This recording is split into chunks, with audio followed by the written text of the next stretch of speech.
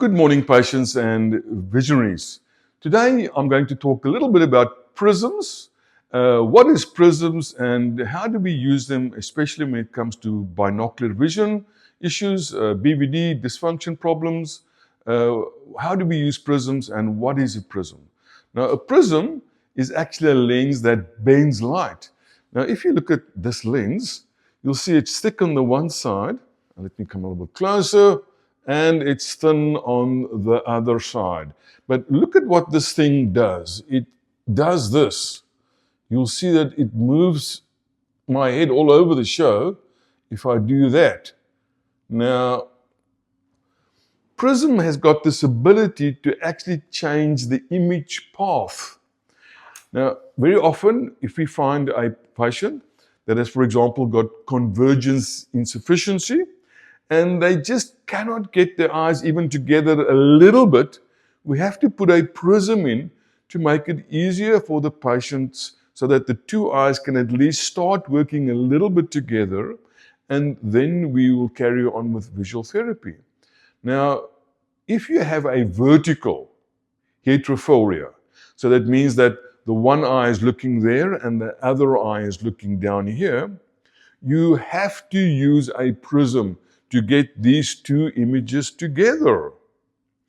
It's very, very important that if you have a prism prescribed by your optometrist and you go somewhere else, you need to tell them that you have had prisms before. Now, sometimes we can reduce the prisms as the visual therapy strengthens your visual system and your ability to sustain your vision. But if you have quite a high degree of a vertical heterophoria, then most likely you will have your prisms in your prescription for a long period of time. Now, one of the most interesting cases I saw in the last couple of years was a patient that had 3 vertical prism. Now, if you look at this, you can see that it looks like I got 2 eyes. My eyes are actually changing. Look what happens there. So this patient had 100% vision in the one eye. He had 100% vision in the other eye, but the eyes were aligned like this. So he could never actually read a book properly because everything was double like this. And the first time that I saw him, he was actually a golf instructor. He came in this specific day simply because he was putting and his mind had learned that in this area, if I putt like this, I use this eye. But, if I do anything else, I use the other eye. And this specific day, he misputted by a large 2-3 feet actually. And he couldn't figure out what was going on. And when I tested his vision, I found out that his eyes were literally what we call plano. So it means that each eye could see pretty well, but there was this massive vertical separation. Now, unfortunately, this was not picked up previously, and this person went out of school quite early in his career, his academic career, simply because they thought he couldn't understand. This was a very interesting case for me, and I must say it made me feel very great to discover this and help this specific patient. But if you have a vertical heterophoria, prisms are the only thing that will actually sort that out most likely, because your eye's ability to actually get those two images together on the vertical plane is severely restricted. When you have a horizontal component, the eyes are pretty strong in the horizontal levels. And sometimes we find that we can reduce prisms, even take them out if we do visual therapy.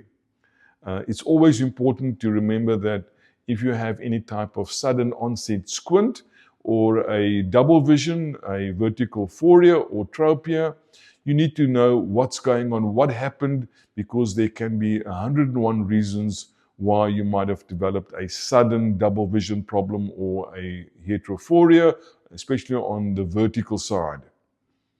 So prisms is a very important part of our practice to assist our patients. And if you look at the following patients, you will see what can prisms do.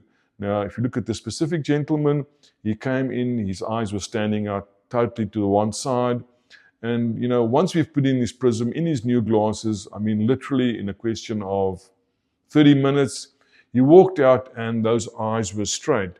So if the prisms can align the two eyes so that the visual field starts to overlap, most often, especially in the horizontal level, you have some ability to sustain, and the eyes and the muscles will actually get those two images and they will come together. And it's pretty quick, actually. I cannot understand when I read some of the Facebook posts on different groups where people struggle such a long period of time with getting used to their prisms. In our practice, we don't see that at all, but I am very cautious when I do patients, and I always do things in free space. Now, what does that mean? It simply means that if you have a small consulting room, your angles are different than if you have a large consulting room.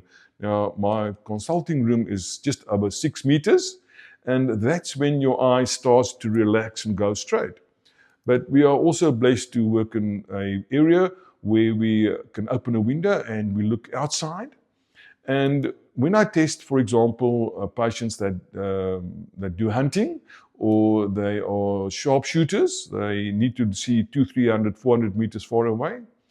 The prisms and the prescription, when I test them in my room, even at 6 meters, differs sometimes quite radically from the prescription and any prisms which I have to give them when they're looking at 300, 400 meters. So the environment in which you test your patients is critical for success. And if you are doing a prisms, always remember that, you know, it all goes about angles. And again, just look at the difference when I'm doing that. You can see my eyeball is moving. And if your angles when you test the patient is not straight, is not well known to you, you might land up giving prisms to patients that is not the correct prisms or the direction. But always remember, prisms go hand in hand with visual therapy. And most of my exercises you can do online at home. We also offer patients in practice visual therapy now. But in general, I just find that it's quite easy for most of our patients to do their visual therapy at home. So it's quite simple. And then our patients just come back for a routine follow-on.